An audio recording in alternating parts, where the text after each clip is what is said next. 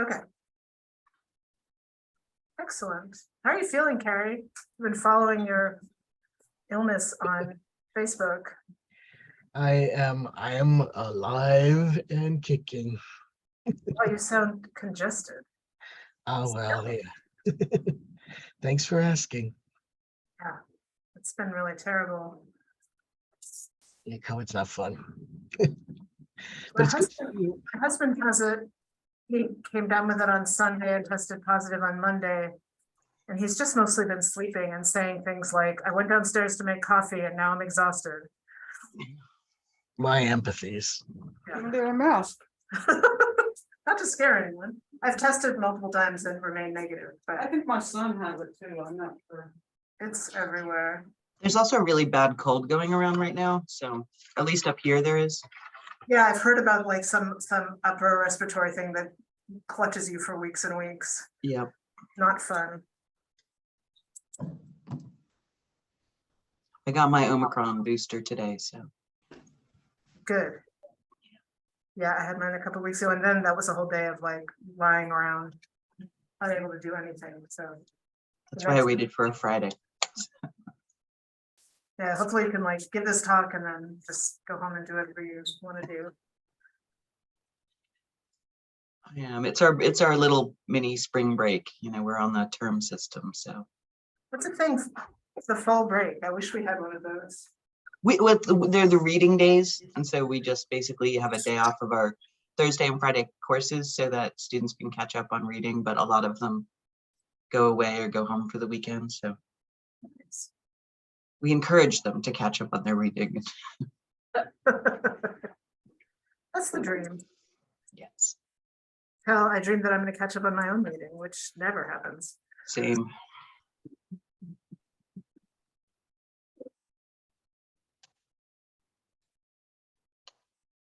We'll give it another minute and then go on ahead. I know the History Grad Student Association is a co-sponsor, so I'm hoping some of them will make it down here.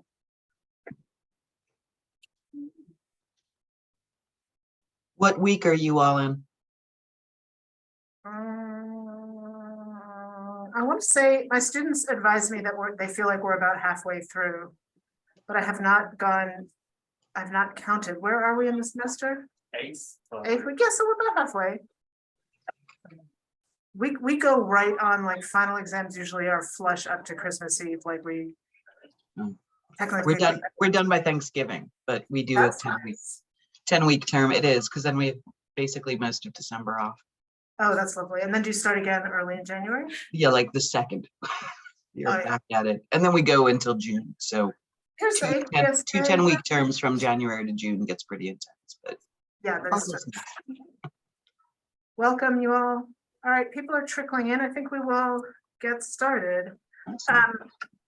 So if we can make me visible for a minute. Oh, we can drop the digital camera though. Okay. So I'm Rachel Idabuff. I'm the chair of the history department, and it is my great pleasure today to introduce our speaker, Helen Boyd Kramer. Helen is a lecturer in gender and sexuality studies at nearby Lawrence College, just a couple hours up the pike there.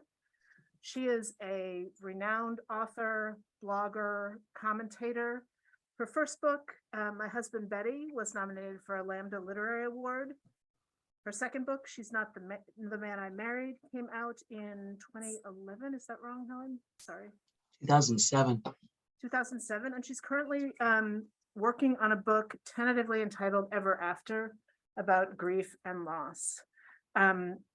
As we're all aware, there's a broad assault on transgender rights in the country. There have been lots of bills proposed here in Wisconsin, and we stand to have a lot more of them come down the pike. So I thought it would be really wonderful to hear Helen talk about her work in trans studies, and particularly around the kind of current assault, which is not new, but sort of renewed on trans rights. So we're really happy to have you here, Helen, on a beautiful Friday afternoon. Thanks so much for being with us. And now I'm going to turn the camera around so you can sort of see some of us. This is sort of one. Like the classroom. I was going to say like nobody's live. Someone be here to nod at me. Okay. the one thing I tell my students all the time. It's like, I don't care if most of you are blacked out, but someone needs to be nodding back. Otherwise, I feel like I'm just talking to myself.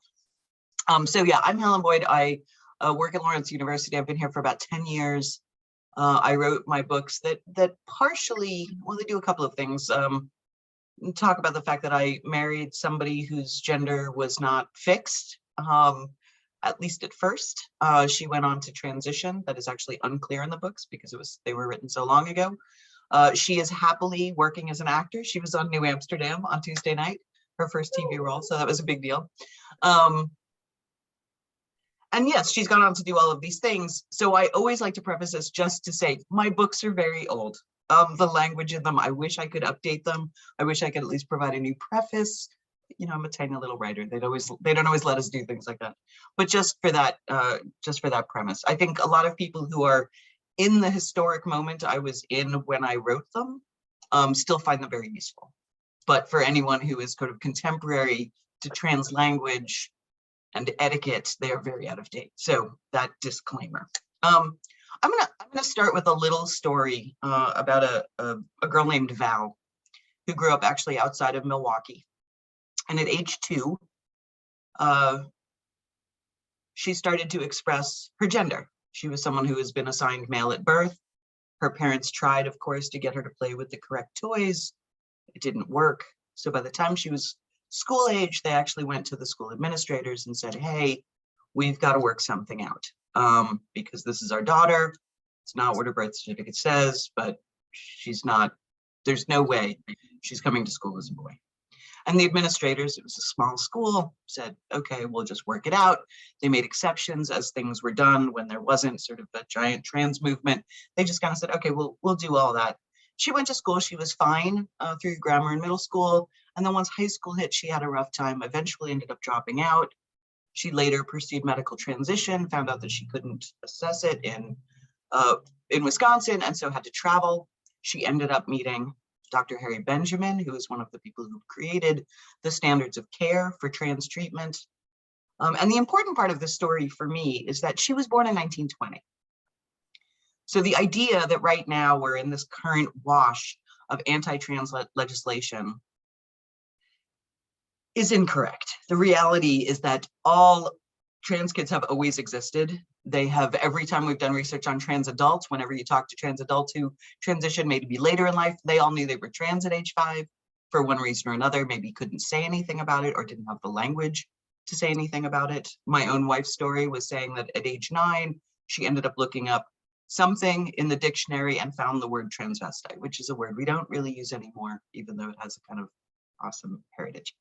And she said, oh, I don't really know what this means for me, but at least I know there's other people like me, right? If there's a word for it, then this identity must be a thing. And I'm not the first person to experience knowing that I'm a girl, even though nobody else seems to understand that. So I wanted to clarify that specifically because a lot of the fervor around the anti-trans legislation is that this is somehow a trend or that this is a new thing. Neither of those things are true. So to keep that in mind when people are panicking. What I see it as, and I will give you my thesis right up front, is a bunch of people who are brand new to transness, who haven't studied it, who don't know that people have been studying it academically in terms of scholarship at least 70 years. They don't understand that the medical profession in general, psychological, the APA, the AMA, all of the organizations have invented protocols. That sports organizations have also been contending with transness for a very long time. That basically there's this decades long history of not, at least in terms of specific studies and medical protocols, that's actually quite old. So Val, who grew up outside of Milwaukee, ends up meeting Harry Benjamin, who inherits sort of the mantle of working with trans people from Magnus Hirschfeld in Germany. And then he goes on to create what are called the standards of care. It was originally called the organization that is now WPATH, was originally the Harry Benjamin International Gender Dysphoria Association. It's a mouthful. We called it HABIGDA because that was easier to say than all the letters. So to keep in mind that she went on, this trans girl in Milwaukee went on to actually talk to the person who created the protocols for medical treatment in the 40s and 50s for trans people. and again, I'm going to repeat that, who created the medical protocols for trans people in the 40s and 50s. Most of those protocols, as you'd imagine, have been changed and edited and updated over time. But again, the idea that this is a brand new phenomenon when medical standards of care have been in place for at least 70 years. And the history and the study of trans people and the treatment of trans people goes much further back.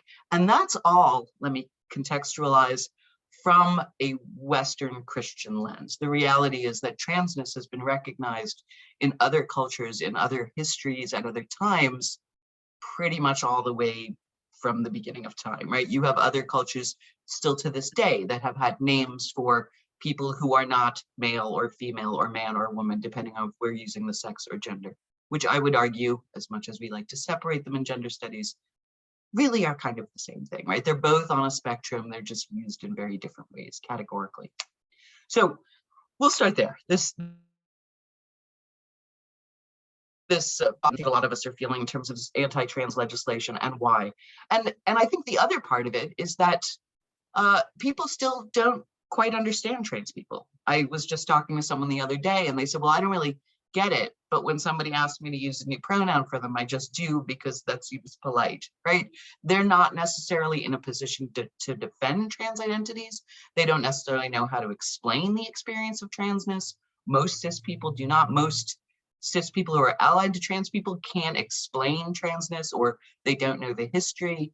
And so to some degree, I think that trans people were targeted specifically because the allyship has not quite congealed, right? That we've still got disagreements. Anyone who is new to transness tends to go through the exact same set of questions about identity that everybody does when they first either discover that they themselves are trans or find out somebody that they know is, or learn about transness from a TV show or John Oliver, etc., right?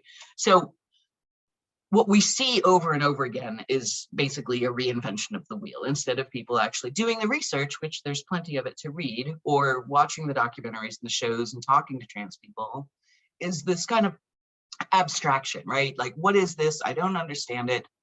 It makes me worry. It makes me worry about my kids. It makes me worry about girls' sports, whatever the topic of concern is. But I think that the people who were targeting trans children in particular and trans families really knew that, right, the allyship is there, and yet a lot of allies can't make the arguments that need to be made. And this is what we're seeing happen at school boards in terms of medical stuff. The state of Arkansas, 100 pieces of anti-trans legislation have been introduced in this country in like the last 2 years. It's a barrage. It's supposed to be a barrage, right? We're supposed to be exhausted. The trans community is small but mighty, and yet the exhaustion is consistent, right? One more new bill. Which state are we worried about today, etc.? We are very lucky in Wisconsin that we have had a governor who is absolutely willing and does veto anti-trans legislation. But basically that's all that's keeping us from basically becoming a state like Arkansas that not only criminalizes transness itself, but criminalizes anyone who is helping somebody transition, that interferes in the relationship between the trans person, their family, and their doctor, which you'd think. Anyway, I won't sidebar on choice, except that I'll talk about that a little bit later. So the notion that this is a new tirade, it is. And one of the reasons that it's been effective too, not just because we don't have the sort of congealed, educated allyship we necessarily need for a lot of people, trans issues are still very new. And the confusion over different types of, right, non-binary versus trans versus medically transitioning, socially transitioning, legally transitioning people. There's a lot of variables, and what people understand might be based on a person they know or a documentary they watched or a book they read. And yet there's all these other varieties, and seeing them as sort of and the umbrella that they are, the varieties of trans experience, so it can be confusing to people as well. So a lot of folks who would normally ally. The other issue is that this is an old game. Currently, the language around people encouraging people to transition, I'm going to use my giant gender studies scare quotes on that,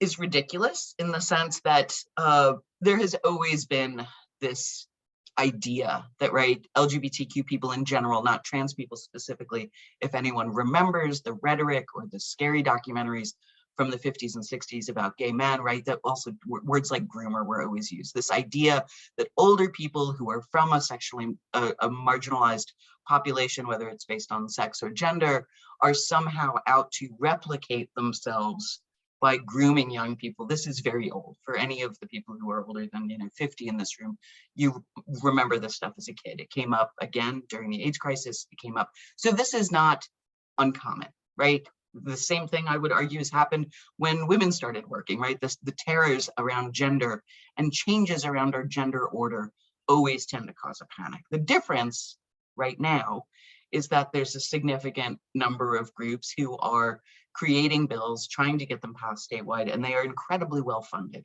That should not be a surprise to anyone. That they are also folks who are often doing work on like anti-masking and school choice and CRT, also shouldn't be a surprise.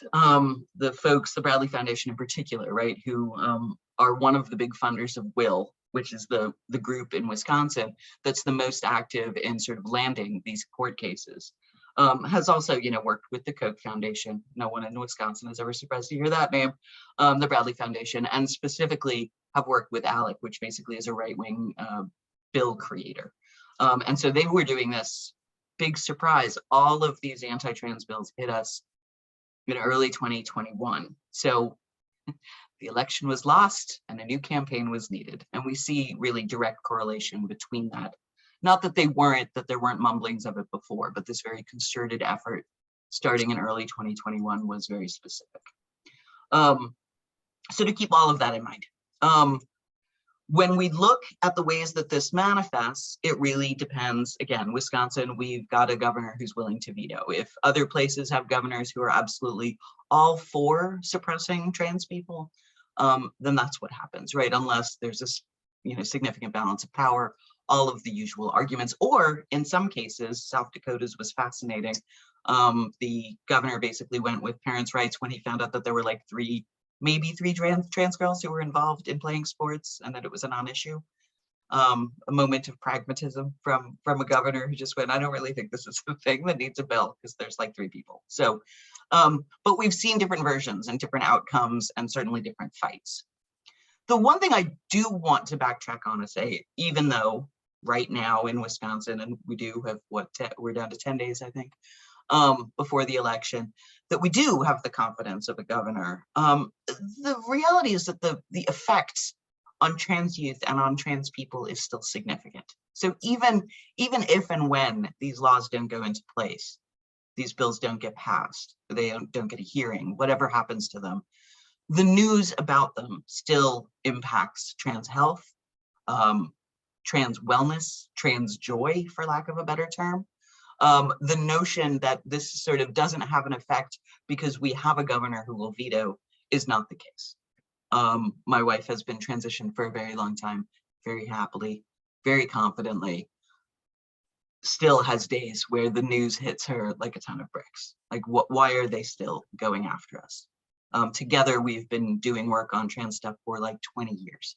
We went through the visibility years together, right, where the whole thing was being visible. A lot of critique of that happening right now, especially from trans scholars.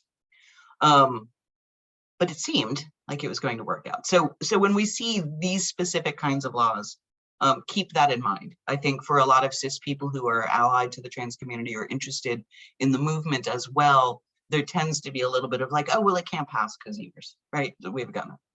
But it's like, that doesn't mean that these things don't have a significant impact. And the reality is now that we're doing this state by state by state, sometimes city by city, is very much the same feeling as it had when we were talking about, say, same-sex unions, right? When it was state to state, that you would be married in one state and not recognized as married in the next state. And so for any trans person who has to travel on business, you have to worry about which state you're going to. Am I going to be able to access my meds? Am I going to be arrested because I'm carrying certain meds? Whatever is going on, whether it's hormone treatments, etc. To some degree, in the years before significant visibility, much was treated the way Val's case happened, where there were exceptions made, or a company made a policy just because they had one trans employee, et cetera, or an exception to the policy was made. But now that we've got sort of more significant numbers of trans people who are transitioning in one way or another, legally, medically, or socially, those are the 3 big categories of transition. And I'll explain that a little bit as well. We really see the backlash as a result of more people. But more people, I also want to qualify, is not really more people. Trans issues are more at the forefront of our minds because there's more reporting on it, and because there have now been generations of trans people who've successfully transitioned. When that was not possible, or when very, very few people managed to do so, especially when it came to medical and legal transition, then you didn't have a bunch of trans adults around who were visible and making news, say by, being on New Amsterdam or being Laverne Cox, right? You didn't have any of that stuff. And so I think the visibility issue is also tied to that. One of the reasons we feel like, oh, there's all these trans kids. We don't have all these trans kids. Much like left-handedness, I'll quote Julia Serrano on this. Everyone was worried about that too. There was nobody, 1 to 2% of the population identified as left-handed in 1900. By like the 1950s, it was up to like 10 to 12%. And guess what's true? It's still about 10 to 12%, right? It just took removing the barriers, allowing people to be left-handed. I mean, this seems like such a ridiculous comparison, and yet it's a great comparison, right? Carrie has written about the left-handedness too. So this notion of like, oh, this is how we're worried, like there's just going to be more and more transness, as if it's infectious, right? And that's a lot of the rhetoric, which is interesting considering the last couple of years and what we didn't do, right, in response to an actual infectious disease. But when we think of like social infection or cultural infection, that sort of concerns people a lot more. And that's exactly what trans is being seen as, the same way that, say, gay liberation or women's liberation terrified people in the 50s and 60s and 70s. And that there were significant backlashes against all of those movements as well.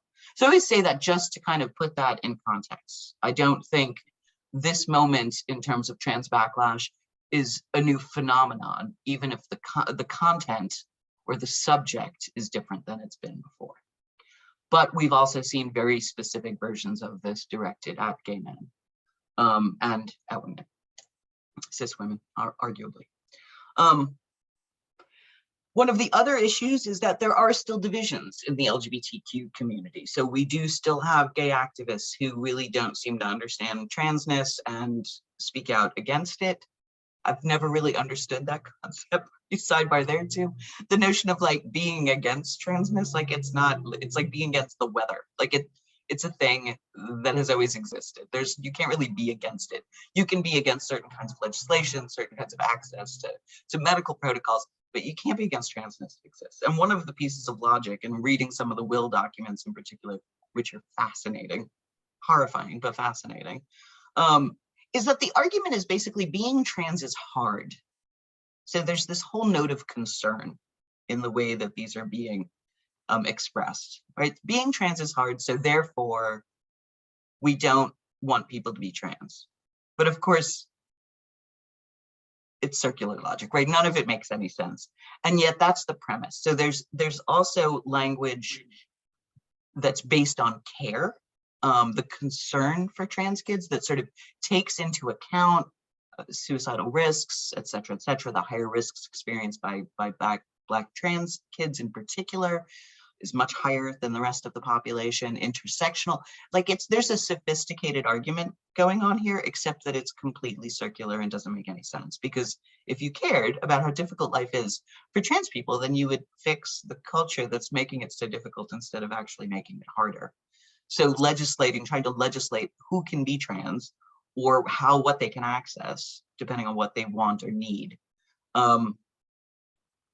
is basically just transphobia, but it has been repackaged as this kind of politics of care and this concern that like parents are somehow also leading their parents and that medical doctors are leading trans kids down the wrong path, that anyone saying, hey, it's okay to be trans is somehow encouraging someone to transition. I always say, really, if that's the actual criminal, just sign me up now, right? I've been doing this work. I encourage my wife to transition for many, many years. And there is a part of me that always reacts with frustration, I would say with some anger when I hear these kinds of arguments, because most of the people I have known have tried not to be trans. I always remember right? The X-Men, have you tried not being a mutant? That line from that movie in particular, it's the same thing. And gay people are well aware of this, lesbians are we've all been asked to not be queer, to not be LGBTQ identified. And yet for some reason, it seems to work. People seem to think that trans people can just sort of not be trans, or maybe not pursue medical things. Like maybe they'll just only socially and legally transition, but they'll give up this nutty idea that they're actually a woman, right? It's okay if somebody wants to be treated as a woman and wears a dress and presents as a woman and renames herself, you know, Rachel. But as long as she's not actually under the delusion that she's female or woman, when in fact, of course, she is. But that's, I find as well, one of the sort of, it has a lot of resonance, this notion that people aren't actually changing sex, that the whole rest of us who are cis allies to the trans community are just sort of condescendingly saying, oh yeah, it's okay. Well, you do you, right?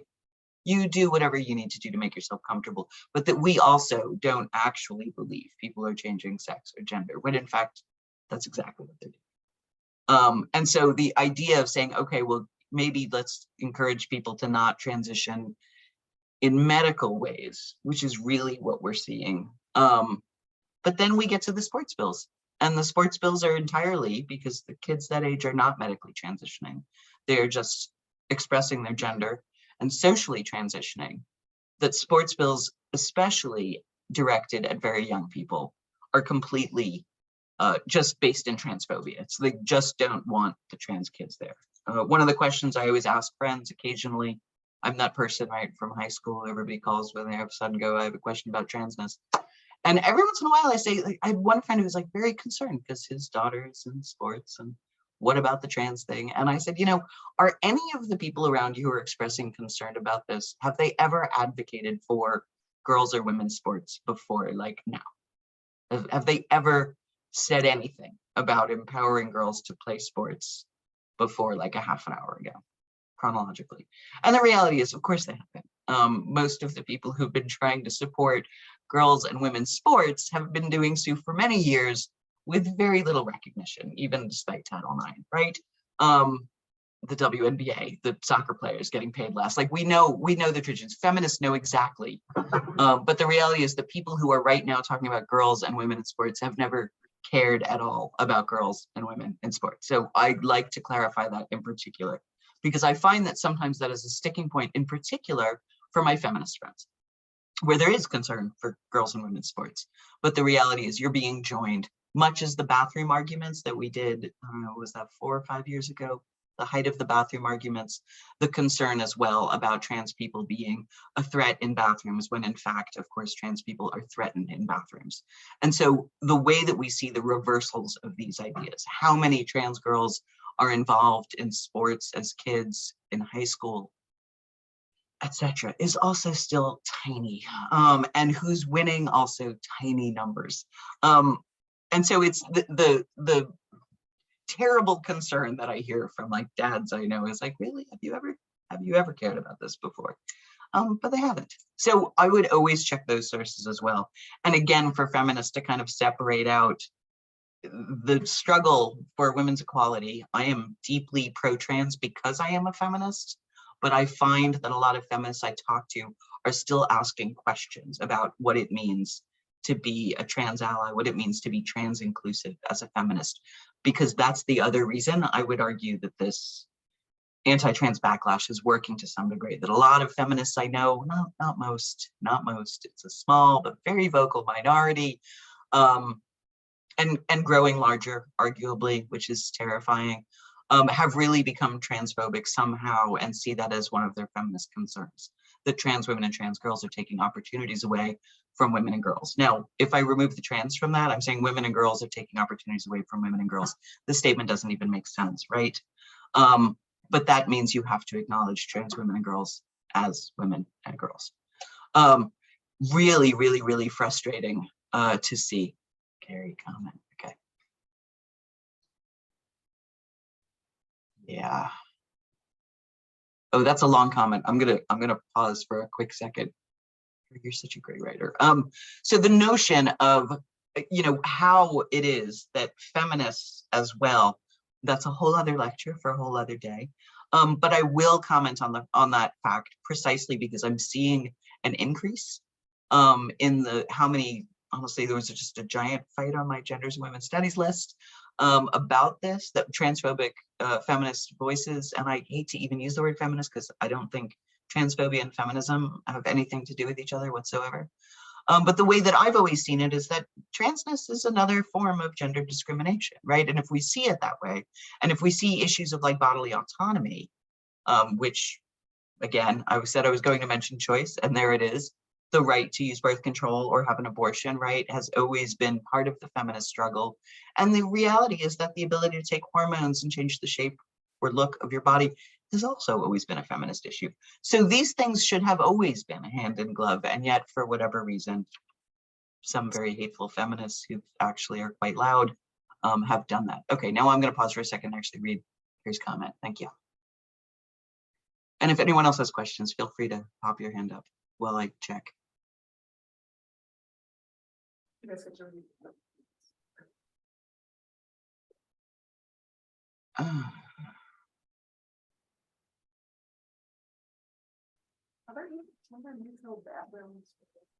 just the union that we have? Supposedly, we are on a long, as a campus, we are on a long project of having only gender neutral bathrooms. But there's some in Chapman, ironically enough, and there's some in the union. Are there some in the union? There's a lot all over campus, actually. Hi, I'm the director of the LGBTQ+ Resource Center here. I just started there a couple months ago. We're working on an audit of the entire campus to try to get an up-to-date map of where all the bathrooms are on campus, what state they're in, and what the marker is outside of them. But there are gender neutral bathrooms all over campus, but not in every single building, and that's been an issue of access for a lot of students who have not really using gendered bathrooms. The union is building a new, very large gender neutral bathroom that has individual rooms that you can use but it's still under construction.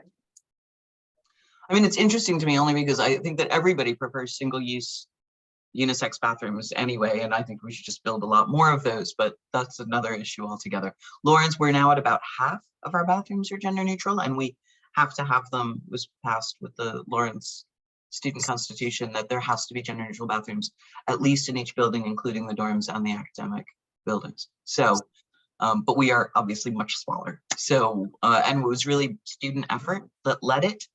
And there were still a lot of discussions, much as Carrie mentioned, of sort of this concern about being in a bathroom with men in dresses. And I always like to respond to that. I have known so many men in dresses, and they are just lovely souls. And I always like to repeat that, in fact, if men want to sexually assault women, they don't have to wear a dress to do it. We know what the laws look like with violence against women, right?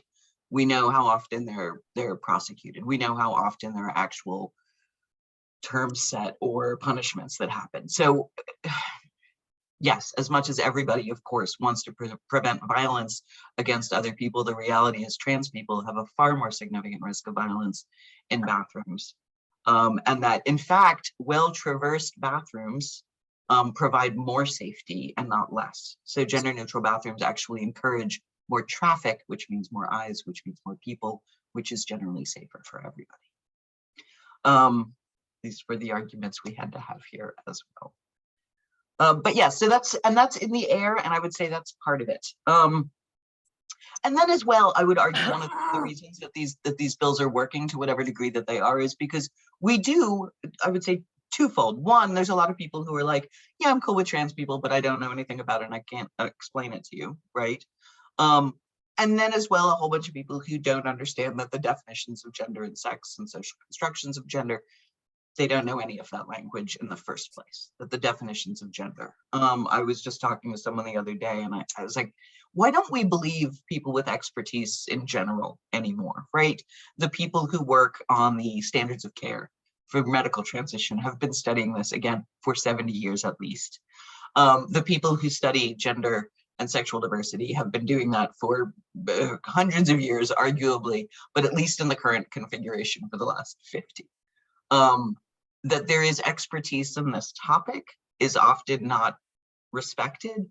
But then again, I say, look around at our culture and the fact that we didn't trust the Department of Health, right? That we had people, and I will argue too, looking up Will in particular, they actually were against the public health orders concerning COVID. They are the same people who are bringing the lawsuits for these to school districts on trans education and trans inclusivity. So knocking down expertise or deciding that no one is an expert because you have a political or a moral opinion that's somehow supposed to be the equivalent of expertise in a topic. I mean, that topic in general depresses me, but it's one of the cases, one of the reasons, again, why this is working. And as well, there are a lot of people who kind of understand gender and sex, but they can't really argue it in a school board. It's hard to get some of the bite-sized arguments. It's much easier, frankly, right, to provide a bite-sized argument when you're a hater. Being transphobic is less complicated when you're just yelling about trans kids and girls sports and supporting the people who are actually trying to play those sports and the trans people. And I would say the gender scholars who are actually providing the research that does this and the medical research who are doing all this. It's much harder to articulate. You can't hand someone a journal article. I mean, maybe for some of us, but for the majority of people, I can't hand them the standards of care and go, no, this is a thing. I have to be able to explain it in language that is plainer and less academic, right? So, and I don't think that necessarily we're prepared for that. In the meantime, on the other side of things, we've definitely got people who are teaching people how to speak. We have seen, how many times have we seen people make the pronoun joke or talk about the litter boxes in bathrooms or attack CRT as somehow making white kids feel ashamed? The reason that we hear these things over and over is that there are talking points, right? These are things that are also created by ALEC that are disseminated either through social media or various other channels, Fox News, and then people learn them and they repeat them. If you go to meetings, I mean, being in Madison a couple of years ago for the transports bills, it was amazing how much we heard the same thing being repeated over and over again by very different people, but it was very obvious there were a set of talking points specifically. And I feel like the people who are in trans allyship and trans people themselves often do amazing things like speak from the heart about their own experience. I talk about what it was like to try to help my wife transition more than 10 years ago when there was very little information and very little cultural understanding. My joke was always that I wrote 2 books so that we could go to a party and talk about other things because nobody knew anything about transness and didn't know how to just, I don't know, talk to us about other stuff at parties, right? We were constantly doing Trans 101. But the notion that that is still the case, that the evidence on behalf of trans people is often thoughtful, complicated, complex, deeply personalized, confusing, even sometimes for those experiencing it, for trans people as well. I don't know how anybody, every time I've seen it, whether it's in a Capitol building or videos taken in school boards, watching trans people step up and just say, just leave me alone. Like, just leave us alone. Let us just live our lives. My wife always says that for most trans people just want to get about their day, right? I don't want to go out and worry about who hates me. And we've watched as well the manifestations of that. I know a few years ago when North Carolina was passing the bathroom bill, we were in LaGuardia, right? Unrelated, New York City airport. And she went to go use the bathroom and she came back visibly shaken. And I just said, well, what happened? She had not had anyone yell at her for using a ladies' room in years and years. So I was like, what on earth happened? And what ended up happening is that Wisconsin was sharing a wing, or whatever it's called, of the airport with flights going to North Carolina. And so there were a bunch of people from North Carolina online with her for the bathroom, for the ladies' room. And they gave her a hard time.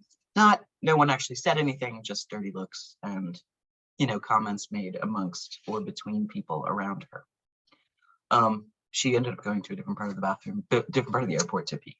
But when you talk about sort of how this stuff manifests, again, that bathroom bill, all of its complications, the laws that do get passed, as horrific as they are, the reality is the language and the debate.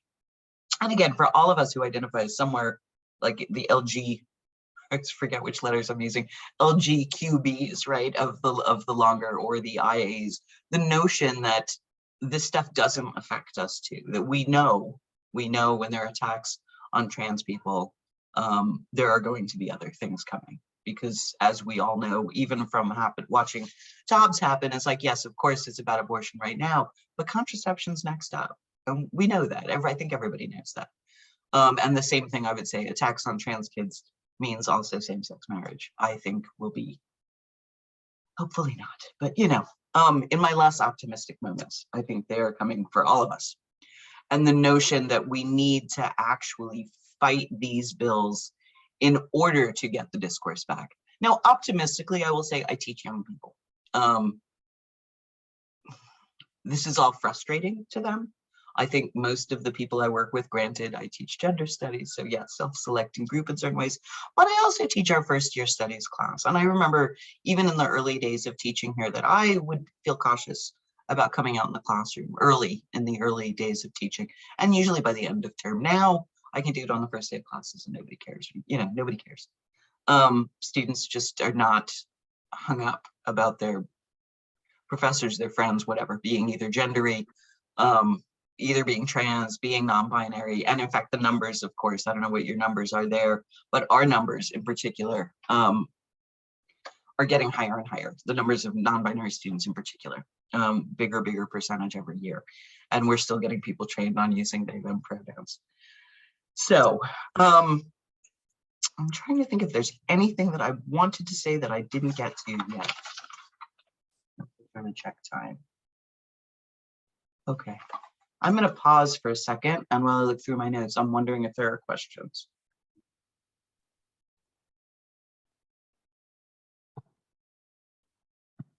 Or comments.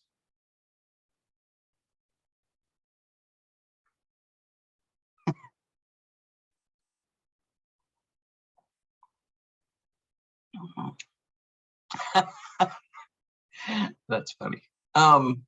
Just that you come from Georgia. Yeah, and we're seeing this even like in Ron Johnson's ads, who really said nothing for the most part. When the bills, the anti-trans sports and school bills were going on. And yet, yes, those images are showing up in his ads now because they're everything is showing up in the ads now.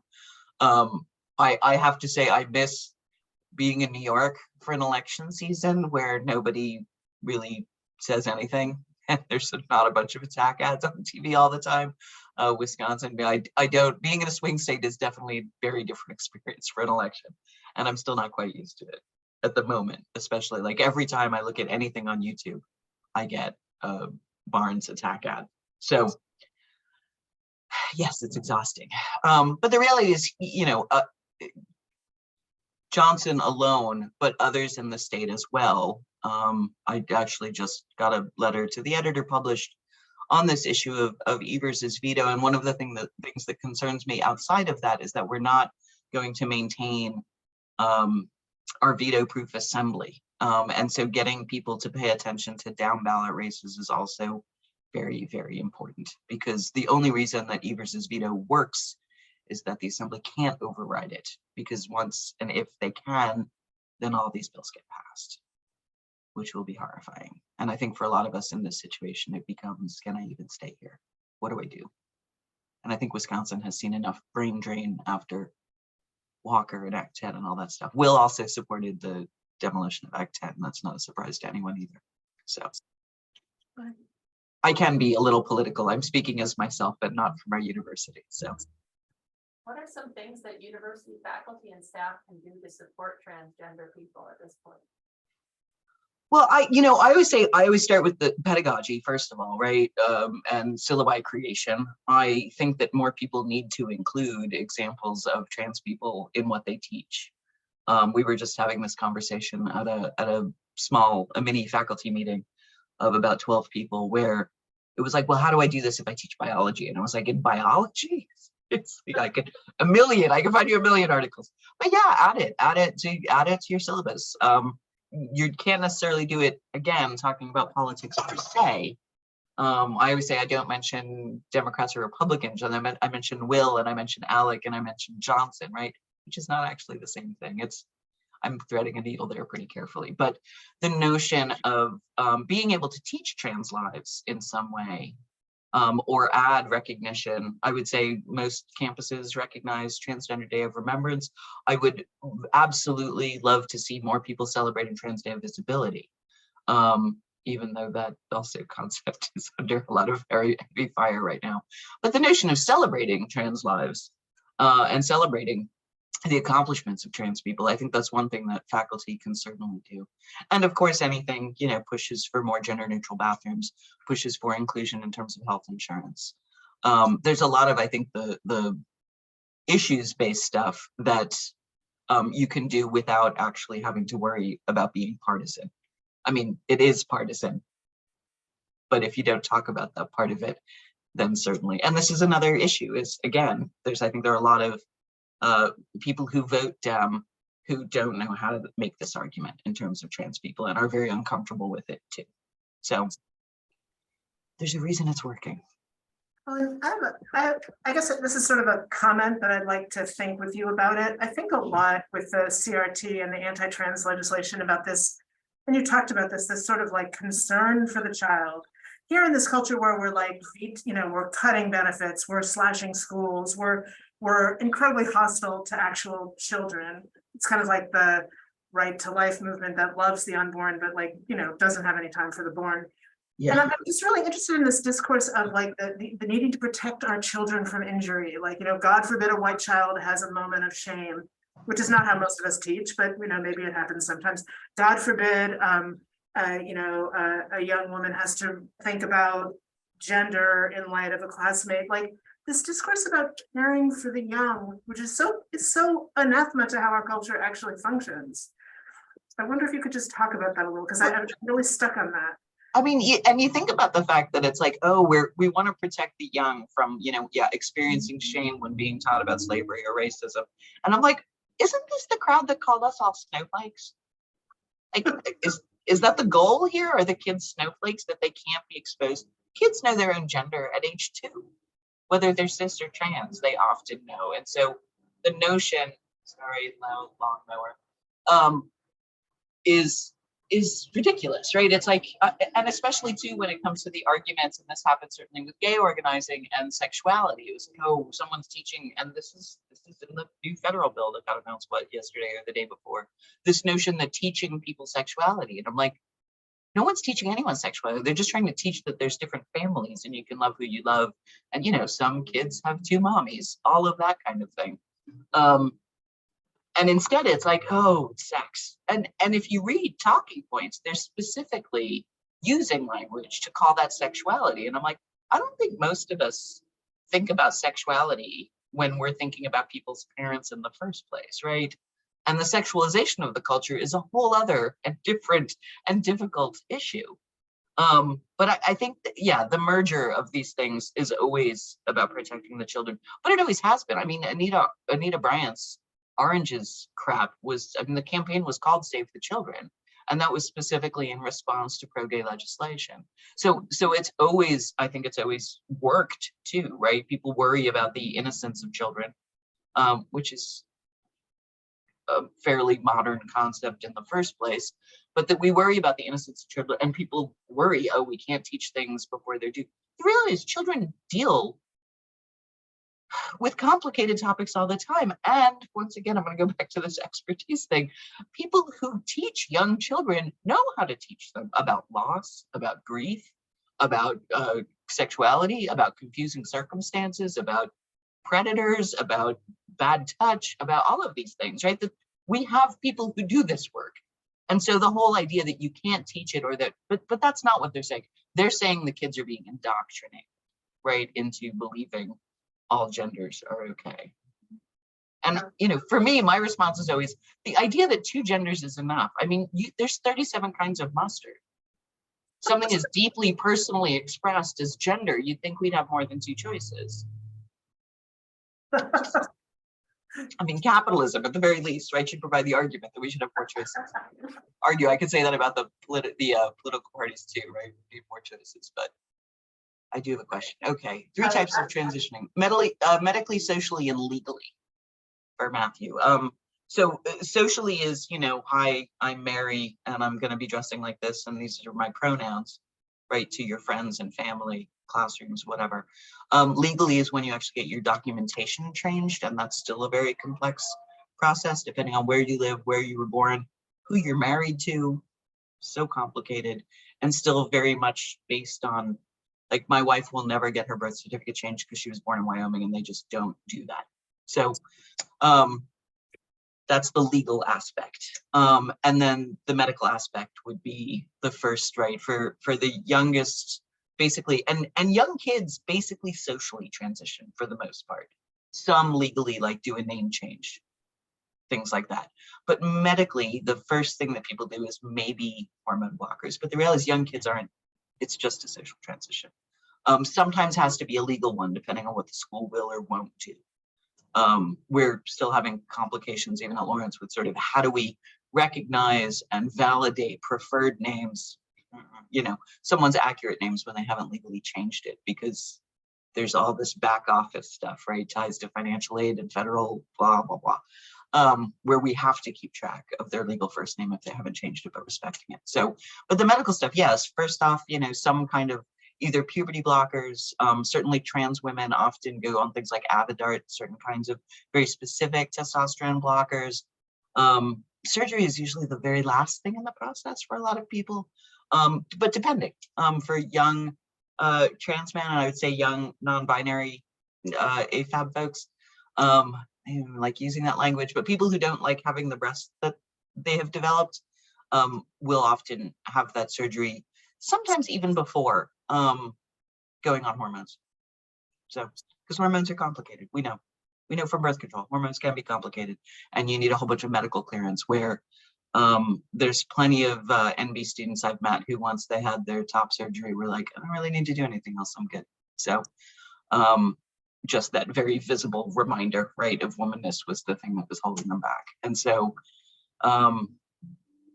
yeah, so those are the three types.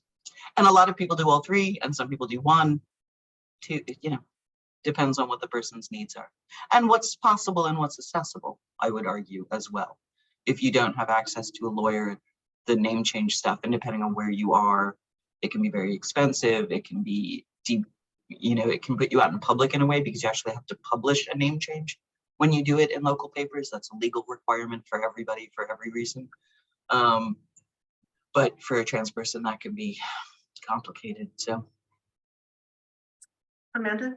Hi, thank you. I think I know the answer to this question, but I have to ask it anyway, because I have an expert in the room. And also I have to leave the room in like 5 minutes, so I apologize. I'm not walking out. I have a student meeting. You talked about the testimony that people give at like school board meetings being careful and heartfelt and from personal experience and nuance, etc. It seems to me that there are some very easy, short, unnuanced responses to the anti-trans legislation. They get no traction at all. And I guess my question is, so I'll give 2 examples and then sort of ask why they don't get any traction.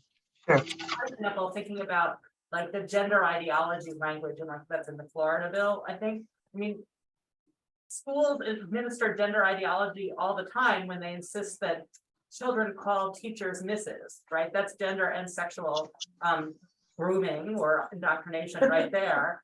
And all you have to do is sort of explain to people that that's what that is, and that's gender ideology, and it's me to destroy a bunch of the arguments they're making. So there's one example, and then just thinking about Will, which also, by the way, tried to stop the student loan legislation. It seems to me that like living as trans is living in liberty. It's being free. And so I guess my question is, why don't these arguments, which are to me simple and obvious and short, why don't they have traction? Why don't they get traction? I think honestly, even that first question of like, even asking somebody who's talking about gender ideology, sorry, I'm putting headphones on because there's noisiness outside, is amazing, because We're losing you. Stop being audible. all right. I was just trying to avoid the noise outside. Can you hear me now? Yeah. Okay. So yeah, I mean, the people who even use the word generated ideology, do they even know what they're talking about? one of the, I think, things going around with like CRT in particular is like, well, you can tell me what CRT is, then I'll think about, making sure we don't teach it to 8-year-olds, which of course no one is anyway. But that has actually worked with the CRT arguments. So yeah, I wish we would do more of that, and actually ask people, what exactly do you mean by gender ideology? I mean, I don't know if you've seen the post too. I think Marjorie Taylor Greene the other day said, well, I'm not going to use pronouns. And it was like, you just used I. It's a pronoun.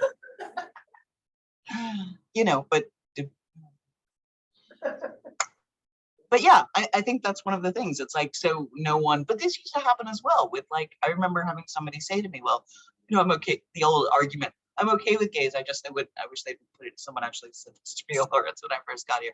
I'm cool with gays. I just wish y'all didn't have to be so like, in your face about it. And I was like, well, is me mentioning that I had a date with my wife on the weekend saying too much? Because I hear people talk about their husbands and their families all the time. So I want to know exactly what the rules are for where is the line for putting it in your face and just living my life according to the way everybody else does. So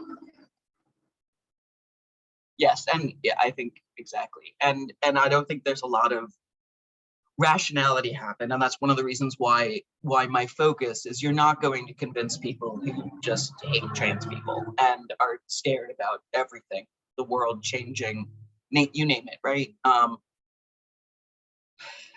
But you can actually develop better talking points and better allies by actually making sure people know they're not just like, hey, we should be for trans people. And I always ask my classes is, do you know why a trans woman is a woman? Can you make that argument? Because this is the kind of stuff that's becoming important when it comes to legislation.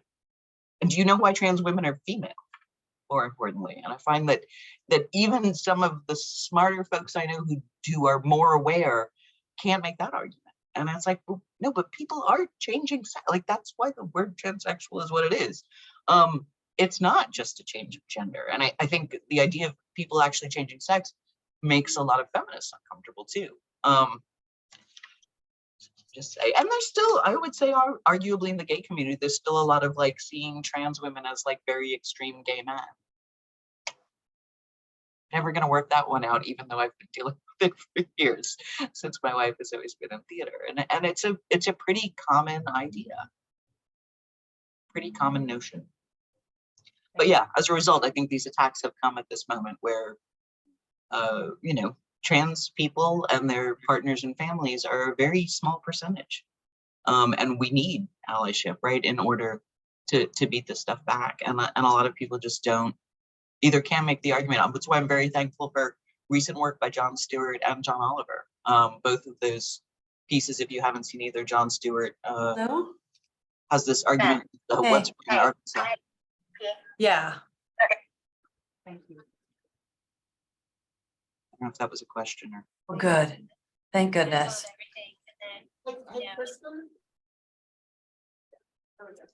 Thank you. Any other questions or comments? I mean, the other thing right now is really just we have to get out to vote. I mean, certainly in Wisconsin.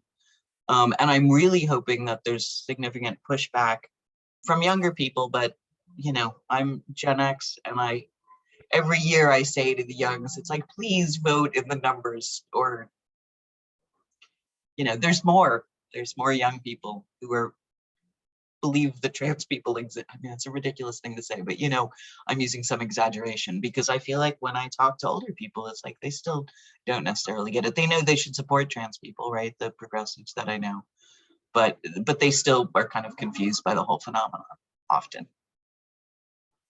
So I don't mean to be ageist about that, but I think you know what I mean. No, that's real. Are there any other questions from anyone present in body or spirit?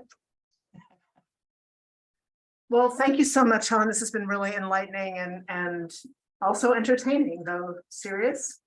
Thanks for zooming in. Thanks to our Zoom audience. I will endeavor to get the recording to you. It's up in the cloud somewhere, and I will find it. Okay, sounds good. I don't understand where we store anything anymore either. So yeah, thank you all for coming. Have a great weekend. You too. Bye.